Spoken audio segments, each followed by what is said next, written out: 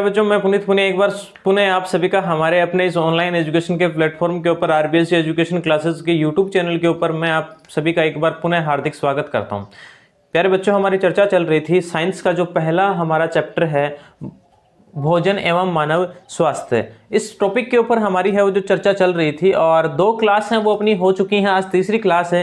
पिछली 2 क्लासों में हमने क्या डिस्कस किया था कि भोजन के प्रकार, संतुलित और असंतुलित भोजन। उसके बाद हमने डिस्कस किया था कि कुपोषण किसे कहा जाता है, कुपोषण की परिभाषा है या कुपोषण क्या होता है, वो चीज़ हमने देखी थी। फिर कुपोषण होता किस किस से है, वो सब चीज़ें भी हमने देखी थी। प्रोटीन के कारण जो कुपोषण होता है उसके बारे में हमने विटामिन के कारण जो कुपोषण होता है उसके बारे में हमने चर्चा की थी। कौन कौन से विटामिन से किस किस प्रकार के रोग होते हैं, जैसे रतौंधी, बेरी, स्कर्वी, रिकेट्स वगैरह, और कौन कौन से विटामिन से होते हैं, वो सब हमने डिस्कस कर लिए थे। उसके बाद हमने चर्चा की थी प्रोटीन से होने वाले कुपोषण की।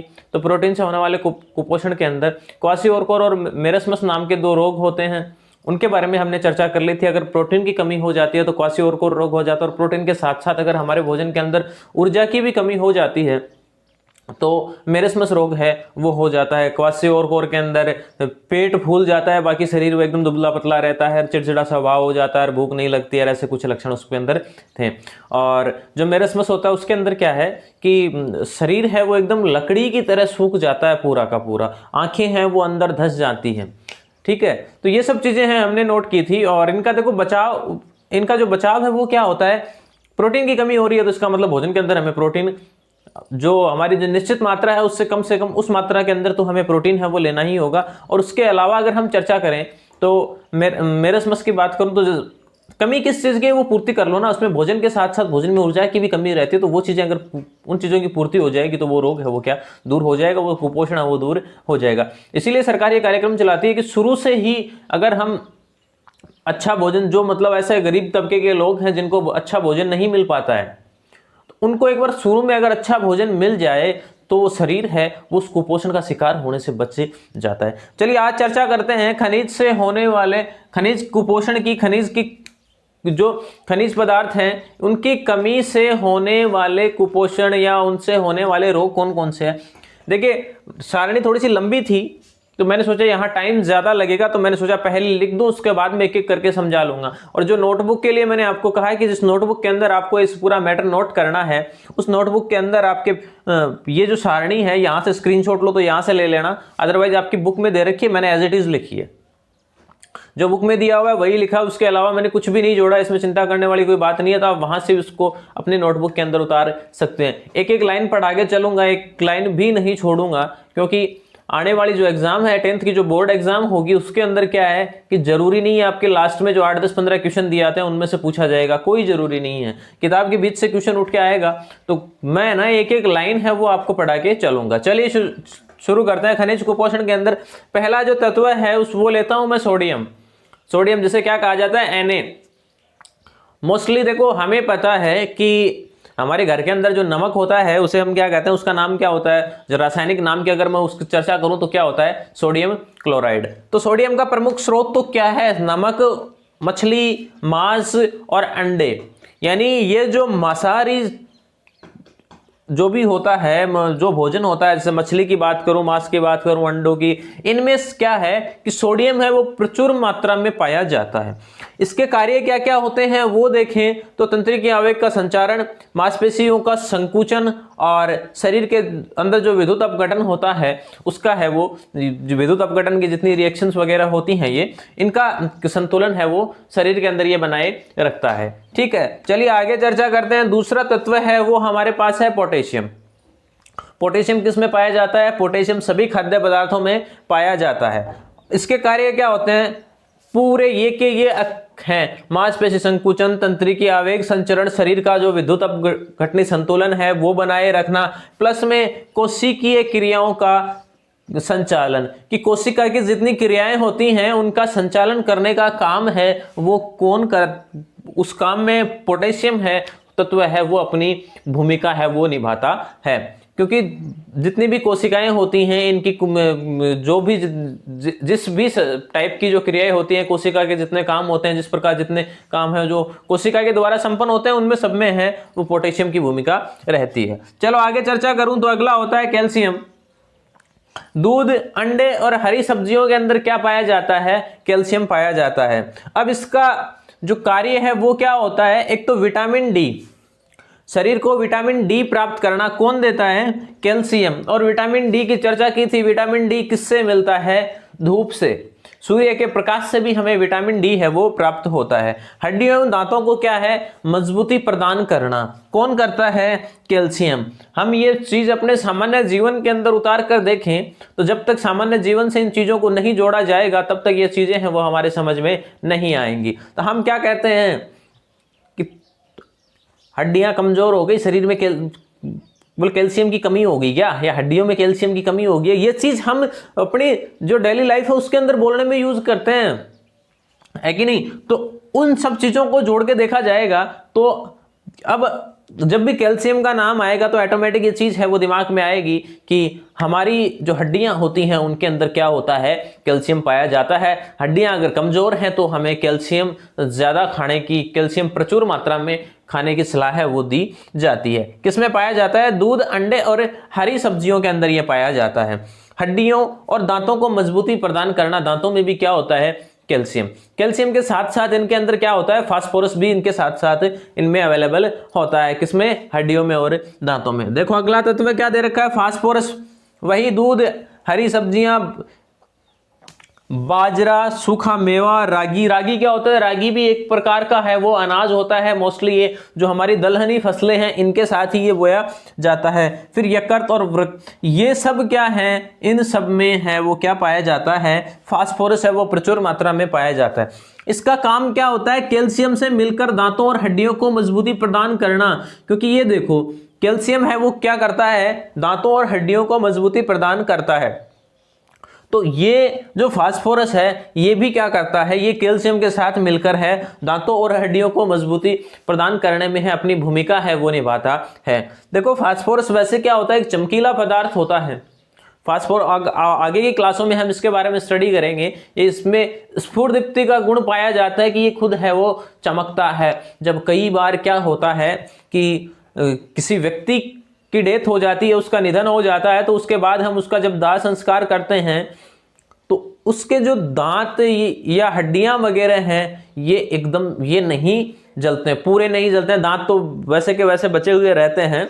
तो क्या है कि दांत है, नाखून है, ऐसी चीजें या हड्डियों का कुछ भाग है वो नहीं जलता है। और उनके अंदर क्या होता है? उनके अंदर जो फास्फोरस होता है, अगर सफेद फास्फोरस में, जैसे सफेद फास्फोरस भी है वो कई प्रकार का होता है, तो वो फास्फोरस है उसके अंदर क्या होता है? स्फुरदीप्ति का गुण होता है, चमकने का गुण होता है। तो अंधेरे में वो चमकता है। और रात को अगर उस जगह पे कुछ चमकता हुआ आपको या कुछ जलता हुआ दिखाई दे जाता है तो मन में कई तरह के सवाल आते हैं। हम सोचते हैं पता नहीं क्या है, क्या चमक रहा है, ये तो कोई भूत बन गया। ऐसी चीजें हैं वो हमें हमारे दिमाग में आती हैं, उन सब चीजों से हमें डर लगता है, लेकिन वास्तव में ऐसा कुछ नहीं होता है। वहां क्या होता है? वो फास्फोरस जो हड्डियों के अंदर या इस दांतों के अंदर जो फास्फोरस पाया जाता है वो अंधेरे के अंदर वो चमकता है। इसे स्फुरदीप्ति कहा जाता है। या 12वीं क्लास में आप इसका अध्ययन करोगे। अगर आप साइंस विषय अगर पढ़ना चाहोगे तो केमिस्ट्री के अंदर आप इन सब चीजों का अध्ययन करोगे। चलिए आगे चर्चा करते हैं। लौह तत्व। लौह तत्व क्या होते हैं? पहली बात कि कहां पाए जाते हैं? प्रमुख स्रोत है वो क्या है? यकृत है, वृक्क है, और अंडे में, मांस में, रक्त में। देखो अगर आपको ध्यान हो तो आपने कई बार एक ब्लड की जांच होती है, सीबीसी, कंप्लीट ब्लड की जो जांच होती है उसे क्या कहा जाता है? ब्लड का मतलब जो भी ब्लड के अंदर जितनी भी चीजें होती हैं वो सीबीसी के अंदर आ जाती हैं, ठीक है? तो शायद कंप्लीट ब्लड कैरिकुलम या ऐसा कुछ नाम है इसका सीबीसी का। तो उसके अंदर क्या होता है कि सीबीसी के अंदर हम जब या रक्त की जो जांच करवाते हैं उसके अंदर एक चीज लिखी हुई आती है, एचबी। एचबी इसके अंदर लिखी हुई आती है। वो क्या होता है? हीमोग्लोबिन होता है। और लौह तत्व का काम क्या होता है? रक्त के अंदर वही पाया जाता है कि रुधिर में एचबी का निर्माण करना।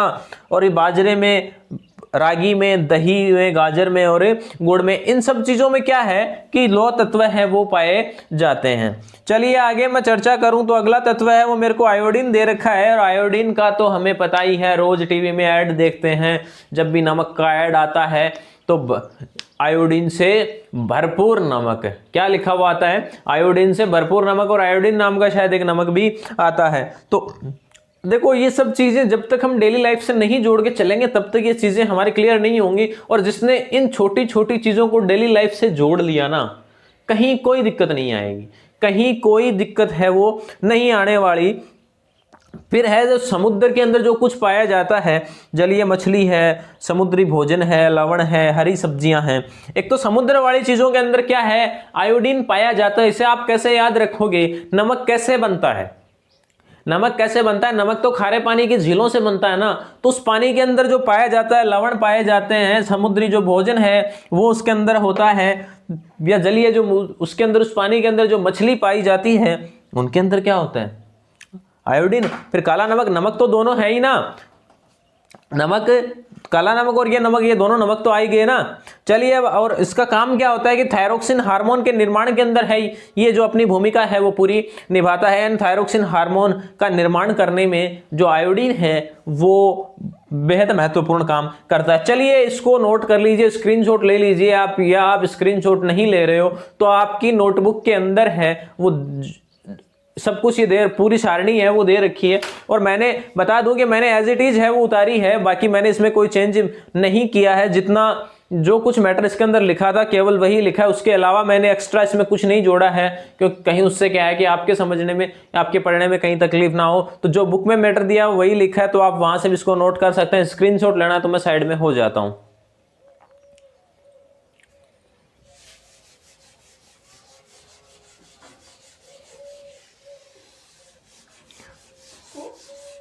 खनिज क्या है कि खनिज भी अपनी एक महत्वपूर्ण भूमिका है जो शरीर के अंदर निभाता है।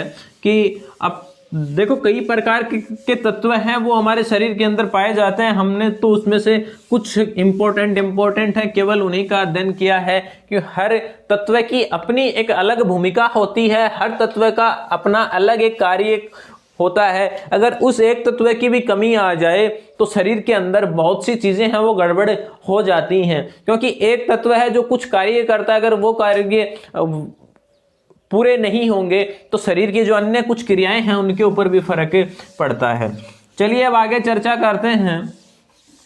प्रोटीन, विटामिन और खनिज हैं, उनके द्वारा जो होने वाले जो कुपोषण है उसके बारे में हमने चर्चा कर ली है। अब आगे चर्चा करते हैं कि मानव स्वास्थ्य के बारे में, कि स्वास्थ्य के लिए क्या अच्छा है क्या बुरा है, उन सब चीजों पर हम चर्चा करते हैं। सबसे पहली बात, ज्यादा लंबा इसको नहीं खींचेंगे, एकदम शॉर्ट एंड स्वीट खत्म करेंगे। हर बात आपको, छोटी छोटी बात है वो आपको मैं बताते हुए चलूंगा। चलिए बात करते हैं सबसे पहले कि देखो एक उस पार्ट के ऊपर बात करने जा रहा हूं, उस पार्ट के ऊपर बात, उस चीज के ऊपर बात करने जा रहा हूं जो हमारे दैनिक जीवन की सबसे इंपॉर्टेंट चीज है, उसके बिना कुछ भी पॉसिबल नहीं है। गेस कर सकते हो, गेस कर सकते हो क्या कि ऐसी कौन सी चीज होगी जिसके बारे में मैं अभी चर्चा करने वाला हूं? जल्दी से गेस कीजिए फटाफट, जिसके बिना कुछ भी पॉसिबल नहीं है। कोई भी काम है वो उसके बिना ये मानो कि संभव नहीं है। दैनिक दिनचर्या है वो चल ही नहीं सकती उसके बिना।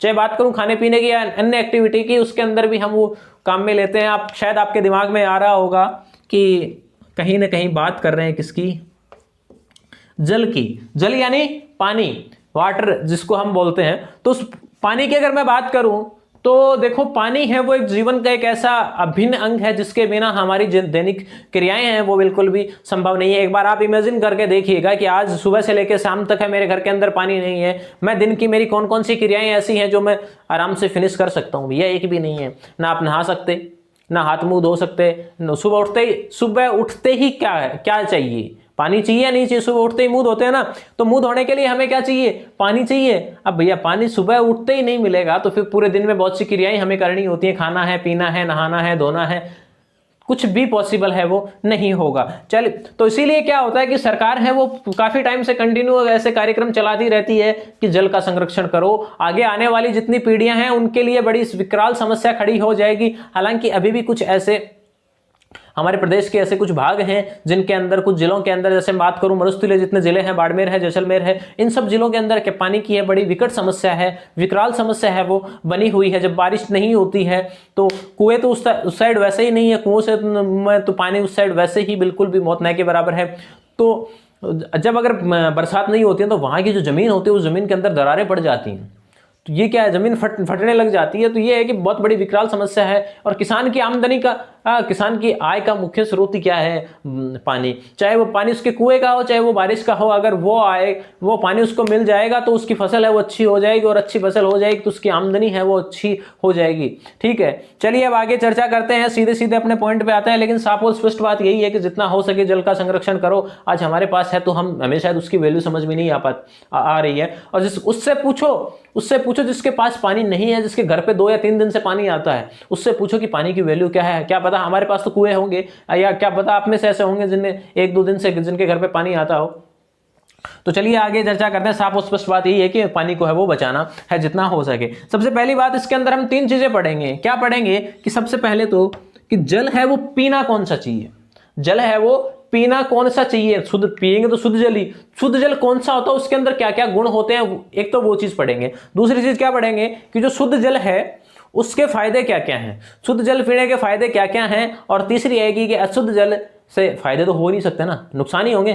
तो अशुद्ध जल से नुकसान क्या है, किस प्रकार की बीमारियां हैं, उनका हमें सामना करना पड़ सकता है। ठीक है, तो सबसे पहले मैं बात कर रहा हूं किसकी, जो शुद्ध जल है वो है होता कौन सा है, मैं उसकी बात कर रहा हूं कि भैया शुद्ध जल के गुण मान लो, या कि शुद्ध जल होता कौन सा है, क्या क्या उसके अंदर क्वालिटी ऐसी होनी चाहिए जो इससे क्या हमें क्या लगे कि हाँ ये शुद्ध जल है। पहली बात आपकी बुक में सीधी सीधी लिख रखी है कि आंखों से देखें तो, किससे, आंखों से देखना है। ऐसे तो आप अगर कहीं सूक्ष्मदर्शी वगैरह से देखोगे ना तो आपको दही के अंदर भी कीड़े से चलते हुए दिखाई देंगे, लेकिन वो कीड़े क्या होते हैं, वो शरीर के लिए बहुत ही फायदेमंद होते हैं। वो उनको कहने को हम कीड़े से कह सकते हैं, लेकिन वो शरीर के अंदर वो है ना बहुत फायदेमंद साबित होते हैं। वो हमें दिखाई नहीं देते सीधी आंखों से।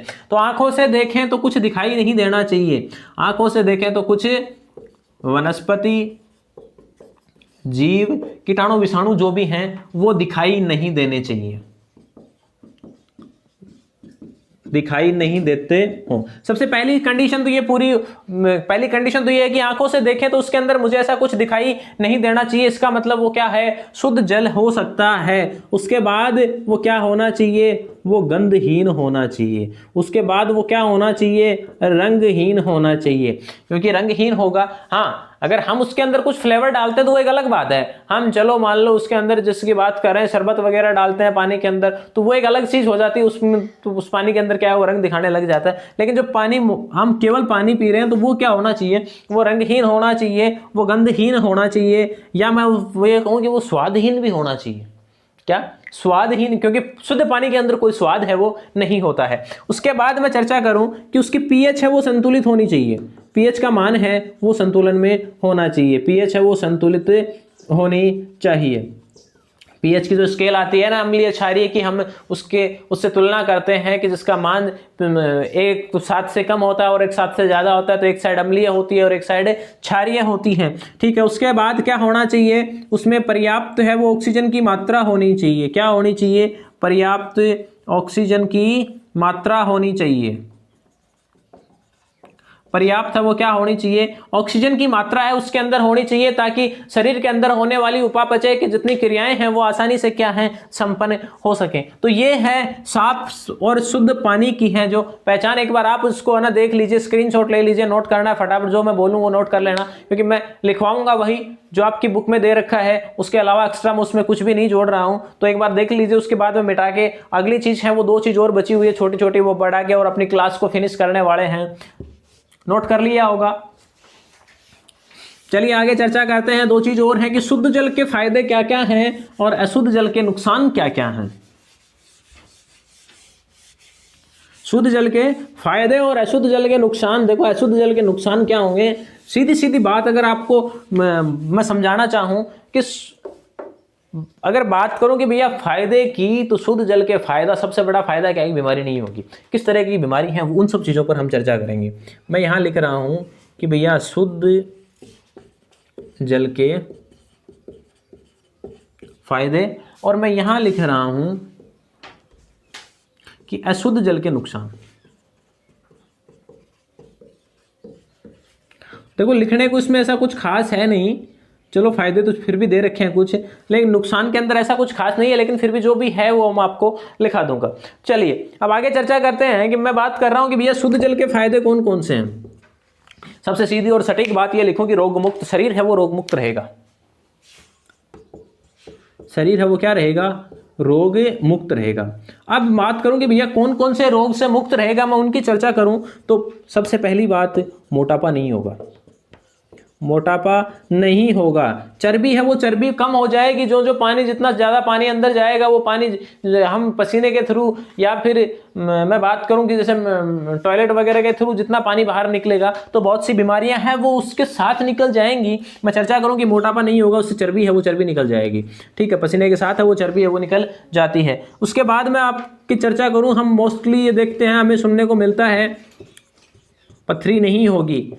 घरों में हमें सुनने को ये मिलता है कि अगर किसी के पथरी है तो डॉक्टर हमें क्या कहता है कि भैया आप पानी पिया करो, या घर पे भी कहते हैं कि पथरी होगी तो पानी पी ज़्यादा से ज़्यादा, जितना ज़्यादा टॉयलेट जाएंगे वो पथरी है वो कट कट के निकल जाएगी। ये बात हमने सुनी है। जब तक दैनिक जीवन से इन बातों को नहीं जोड़ा जाएगा तब तक ये चीज़ें हैं वो आसानी से क्लियर नहीं होने वाली हैं। चलिए अब आगे चर्चा करते हैं। पथरी की बात मैंने कर ली, मोटापे की बात मैंने कर ली। मैं ये कहूँगा कि भैया वायरल नहीं होगा, वायरल है वो नहीं होगा। फिर एक दैनिक जीवन के एग्जाम्पल से जोड़ रहा हूं और एक ताज़ा एग्जाम्पल से जोड़ रहा हूं। कोरोना इस समय जो महामारी चल रही है, अगर ये मानो कि कोई व्यक्ति है जो उससे कोरोना से या कोविड से संक्रमित है, वो किसी पानी को छूता है, उसके अंदर हाथ डालता है या फिर उसको पी लेता है, बचा हुआ पानी क्या है वो तो दूषित हो गया ना।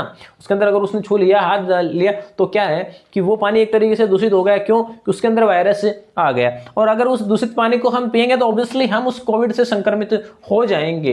तो क्या है, किससे है वो वायरल है वो नहीं होगा। उसके पश्चात क्या होगा, और अगर मैं बीमारी की बात करूं तो वायरल के अंदर खांसी है, जुकाम है, वो सब मैं ले रहा हूं। खांसी भी आ गई, जुकाम भी, कोई बुखार है, ये सब चीजें वायरल के अंदर आ गई। उसके बाद मैं इसके अंदर क्या लिख रहा हूं, मैं ये लिख रहा हूं कि भैया फेफड़ों में संक्रमण नहीं होगा, फेफड़ों में या आंत में संक्रमण है वो नहीं होगा। क्यों? इससे पसीने के पानी, जितना ज़्यादा पानी पिएंगे वो इससे संक्रमण होने का खतरा बिल्कुल है वो कम हो जाएगा। चलो, आंत में संक्रमण नहीं होगा। चलिए उससे आगे मैं चर्चा करूं, उससे आगे मैं बात, जहरीले पदार्थ होते हैं जो वो हैं वो शरीर से बाहर निकल जाएंगे। जितना ज़्यादा पानी हम पिएंगे तो उसी के साथ जब भी पसीना है या जैसे टॉयलेट वगैरह है उसके साथ में वो बाहर निकल जाएंगे। ठीक है, अब इससे आगे हम चर्चा करें कि ये हो गया फेफड़े, हाथ में संक्रमण नहीं होगा, वायरल नहीं होगा, पथरी नहीं होगी, मोटापा नहीं होगा। उसके बाद में अगर और इम्पोर्टेंट एक चीज़ पर चर्चा क्या है कि इसका जो फायदा, उस फायदे के ऊपर बताऊं तो जितना ज़्यादा पानी पिएंगे उतनी ज़्यादा शरीर के अंदर क्या बनी रहेगी, एनर्जी बनी रहेगी। शरीर में एनर्जी है वो क्या रहेगी, बरकरार रहेगी। ठीक है, चलिए अब हम आगे चर्चा करते हैं। ये बात तो अपनी लगभग तय हो चुकी, लगभग खत्म हो गई है कि जो फायदे हैं वो क्या क्या हैं, वो हमने जो बुक में दे रखे हैं लगभग हमने लिख दिए। फिर भी आप देख लेना अगर ऐसा कुछ हो। डॉक्टर्स ने ये कहा है कि कहा गया है, रोज कहते हैं जब भी मीटिंग होती है, मीटिंग कब होगी, जब बीमार होंगे, बीमार पड़ेंगे, जब भी डॉक्टर के पास जाएंगे, डॉक्टर हमेशा कहता है कि भैया रोज है 8 से 10 गिलास पानी पिया करो। जितना ज़्यादा पानी पिएंगे शरीर है उतना ज़्यादा क्या होगा, हम तंदुरुस्त रहेगा, उतनी ज़्यादा बीमारियां हैं वो शरीर के अंदर कम होंगी। चलिए आगे चर्चा करते हैं। एक और आज की क्लास का जो अंतिम टॉपिक जो रहने वाला है उसके अंदर हम चर्चा अगर करें तो मैं शुद्ध जल के जो अशुद्ध जल के जो नुकसान है उस नुकसान के ऊपर मैं अगर चर्चा करूं कि भैया नुकसान क्या क्या होंगे। देखो फायदे तो होने वाले नहीं है, अशुद्ध जल से तो क्या होंगे, नुकसान ही होंगे। और सबसे बड़ा नुकसान क्या होता है मैं आपको बता चुका हूं, वो होगा, एक ही नुकसान है, वो होगा बीमारी। अब ये देखते हैं बीमारी कैसी कैसी है वो हो सकती है। देखो अगर दूषित जल पिएंगे ना तो उससे क्या हो सकता है, उससे हैजा हो सकता है, उससे पेचिस हो सकता है, या लूज मोशन हो सकता है, जिसको हम बोलते हैं ना लूज मोशन, तो आप सब जानते ही हो। तो क्या हो सकता है, लूज मोशन है वो इससे हो सकता है। दूसरी बात देखो, जब पानी के अंदर क्या है कि ये जितने भी जीवाणु हैं, विषाणु हैं, या मैं कहूँ कि जो प्रोटोजोआ है, उससे भी क्या ये सब रोग के कारक होते हैं। प्रोटोजोआ है, कृमि है, विषाणु, जीवाणु, ये सब है, ये सब रोग के क्या होते हैं, कारक होते हैं। इनके द्वारा क्या होता है, रोग है वो होता है। यानी मैं कहूँ कि इनके द्वारा, या ये मानो कि इनके द्वारा ही वो रोग, ये रोग वाहक यही होते हैं, रोग वाहक है वो यही होते हैं। कुछ वायरस के कारण होने वाले रोग होते हैं, वो सब चीजें शायद हमारे इस बार तो नहीं, अगर हैं तो उसके बारे में हम चर्चा बाद में करेंगे कि विषाणु से कौन से रोग होते हैं, जीवाणु से कौन से रोग होते हैं, प्रोटोजोआ से कौन से रोग होते हैं, और कृमि भी है, उस कृमि से कौन से रोग होते हैं। तो ये क्या होता है कि जैसे दूषित जल है, दूषित जल के अंदर जीवाणु है, विषाणु है, प्रोटोजोआ है, कृमि है, ये सब अगर दूषित जल के अंदर होते हैं तो उससे जब हम दूषित जल का सेवन करते हैं, उस जल को अगर हम पी लेते हैं, तो क्या ये जो रोग कारक है ये हमारे शरीर के अंदर प्रवेश कर जाते हैं और हम क्या हो जाते हैं, उससे हम रोगी हो जाते हैं। दूसरी बात मैं करूं कि जल के एक देखो, वायरल जितने भी होते हैं, वायरल जितनी बीमारियां होती हैं, उनके अंदर क्या होता है, वो इस तरीके से फैलती हैं। जैसे मैं हाल ही की बात करूं, जैसे कोविड है, कोरोना जो चल रहा है, तो अगर कोई कोरोना का कोई पेशेंट है, संक्रमित पेशेंट है, वो कोई जल पी लेता है और वो, या वो कोई जल छू लेता है, तो वो जो उसका जो वायरस है, जो विषाणु है, वो क्या होगा, वो उसके अंदर, जल के अंदर प्रवेश कर जाएगा और उस जल को हम पिएंगे तो क्या हो जाएगा, हम भी क्या उस बीमारी से संक्रमित हो जाएंगे। तो ये जो कुछ ऐसे रोग हो जो वायरल संक्रमण के कारण होने वाले रोग हैं, वो भी क्या है, वो भी जल के माध्यम से, दूषित जल के माध्यम से बहुत ज्यादा फैलते हैं। चाहे मैं बात करूं हेपेटाइटिस की, चाहे मैं बात करूं पीलिया है, पीलिया भी क्या है, वो पानी के द्वारा है वो फैल सकता है। या फिर देखो कुछ अभी जैसे कोरोना है, उससे कुछ साल पहले, आज से कुछ साल पहले एक बीमारी आई थी जिसे हम क्या कहते थे, स्वाइन फ्लू। तो फ्लू भी कई प्रकार का होता है, स्वाइन फ्लू होता है, एक बर्ड फ्लू भी होता है। तो ये जो फ्लू वाली जितनी बीमारियां हैं, ये भी किससे होती हैं, ये भी वायरल बीमारियां हैं जितनी भी, तो ये भी दूषित जल के कारण होने वाली बीमारियां हैं। मैं यहां लिख रहा हूं कि ये वायरल के कारण, वही बात है भाई, जो वायरल के कारण जितनी बीमारियां होती हैं, वायरल बहुत जल्दी एक जगह से दूसरी जगह या एक व्यक्ति से दूसरे व्यक्ति में बहुत जल्दी प्रवेश करता है। कहीं मान लो कि उसने किसी चीज को छुआ है, जैसे उसने पानी को छुआ, उस पानी को हमने अगर पी लिया, तो वो वायरस है वो हमारे अंदर है वो आ जाएगा। आज से कुछ साल पहले, आपने तो नहीं, आपके टाइम में तो शायद नहीं होगा, आपने तो नहीं देखा, लेकिन लगभग यूं कहूं कि 20-25 साल पहले एक बीमारी फैली थी जिसे क्या कहा जाता है, उसका नाम है, आपकी बुक में दे रखा है, बाला या नारू रोग के बारे में है वो दे रखा है। सरकार इसके उन्मूलन के लिए कार्यक्रम उस समय भी खूब चलाए थे, और आज भी मतलब यही है कि चलो दूषित जल अगर हम नहीं पिएंगे तो इन सब बीमारियों से है वो बचा जा सकता है। बाला या नारू रोग के बारे में हमारी बुक में थोड़ा सा और मैं हल्का सा डिटेल के अंदर दे रखा। ये रोग जो है वो क्या होता है, वो कृमि के कारण होता है। कृमि भी बिल्कुल ऐसा, जैसे हम कहते हैं ना कि वायरस जनित रोग होते हैं, प्रोटोजोआ जनित रोग होते हैं, उसी प्रकार कृमि से होने वाले रोग हैं। उनके अंदर एक बड़ा नाम आता है बाला या नारू रोग का। आज से कुछ सालों पहले, लगभग मैं कहूँ कि 20-25 सालों पहले राजस्थान में ये बहुत बड़ी गंभीर समस्या थी, और इसका भी सबसे बड़ा कारण क्या था, दूषित जल। इसका जो रोगजनक होता है वो होता है डेक्कनकुलस मेंडिनस। क्या होता है, डेक्कनकुलस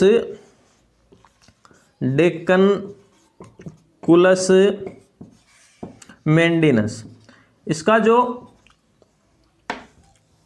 रोगजनक होता है वो कौन होता है, रोगजनक डेक्कनकुलस मेंडिनस नाम का एक कृमि होता है। और ये इसके अंदर क्या है, ये मादा कृमि होती है। ये मनुष्य के शरीर के बाहर जल के अंदर है, वो क्या देती है, वो अंडे देती है, और उस जल का अगर हम सेवन कर लेते हैं तो हम भी क्या है, हम बाला और नारू रोग से ग्रसित हो सकते हैं। हालांकि 2000 के बाद राजस्थान में इसका कोई पेशेंट है वो देखने को नहीं मिला, लेकिन फिर भी इससे बचाव के लिए हमें जो जल है वो साफ और जो शुद्ध जल है उसी जल का सेवन करना चाहिए, ताकि इन सब बीमारियों से क्या है, बचा जा सके।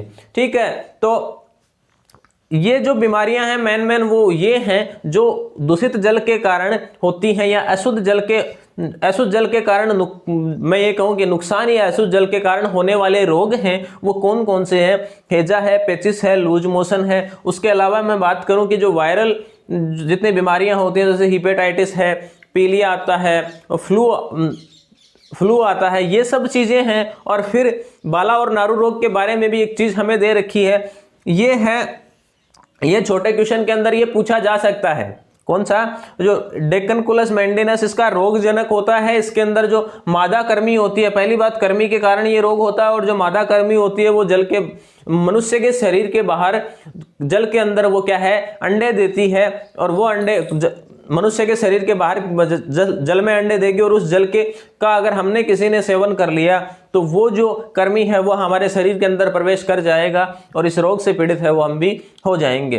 तो साफ और स्पष्ट बात यही है कि इन सब के लिए हमें क्या करना है, हमें शुद्ध जल का ही सेवन करना है। शुद्ध जल की जो पहचान मैंने बताई थी आपको कि शुद्ध जल है वो कैसा होता है। बाकी मैं बात करूं कि सबसे इंपॉर्टेंट चीज़ यही है, जितना हो सके अवेलेबल हो तो फिल्टर पानी का ही यूज करना चाहिए। चलिए आज के लिए इतना ही, बाकी चर्चा करेंगे अगली क्लास में। इसके अलावा मैं बात करूं, इसके आगे जब हम कल वाली क्लास में पढ़ेंगे तो उसमें कुछ टॉपिक आएंगे। जैसे मैं बात करूं कि मोटापा आएगा, मैं बात करूं बीपी की, ब्लड प्रेशर जिसे कहा जाता है नॉर्मली भाषा में हम सब ने सुना है कि उसकी बीपी है आज बढ़ गई, उसका बीपी है वो लो हो गया, उसका बीपी हाई हो गया। तो उसके कारण भी कि जो बीपी है वो कितना होता है, लो कितना हो, तब वो हम इसे कहते हैं कि बीपी बहुत लो हो गया है। हाई में उसका मान है वो कितना हो जाता है। उन सब चीज़ों के बारे में भी हम चर्चा करेंगे, उनसे होने वाली बीमारियों के बारे में भी हम चर्चा करेंगे। साथ में बात करेंगे नशीले पदार्थ की भी, उनके सेवन से होने वाली जो बीमारियां हैं उनके बारे में, कौन कौन से नशीले पदार्थ हैं उनके बारे में भी हम चर्चा करेंगे। आज के लिए इतना ही, बाकी चर्चा करेंगे अगली क्लास में। तब तक के लिए धन्यवाद। और कल की क्लास नहीं हो पाई थी, मैं किसी काम में व्यस्त था, घर पे नहीं था, इसलिए वो कल की क्लास है, वो कोई भी क्लास है कल की नहीं हो पाई थी, उस चीज़ के लिए माफ़ी चाहता हूँ। और आज से वो क्लासेस हैं वो आपकी रेगुलर रहेंगी। समय आपका रहेगा हमेशा 10 AM साइंस की क्लास का, और जो आपकी मैथ्स की क्लास है वो रहेगी कल, वो शाम को है 7:30 PM। और कल मैथ की क्लास भी नहीं हो पाई थी, आज मैथ की क्लास भी आपकी हो जाएगी। चलिए आज के लिए इतना ही, बाकी चर्चा करेंगे अगली क्लास में। मेहनत करिए, खुश रहिए, स्वस्थ रहिए, घर वालों का ख्याल रखिए। धन्यवाद। जय हिंद, जय भारत।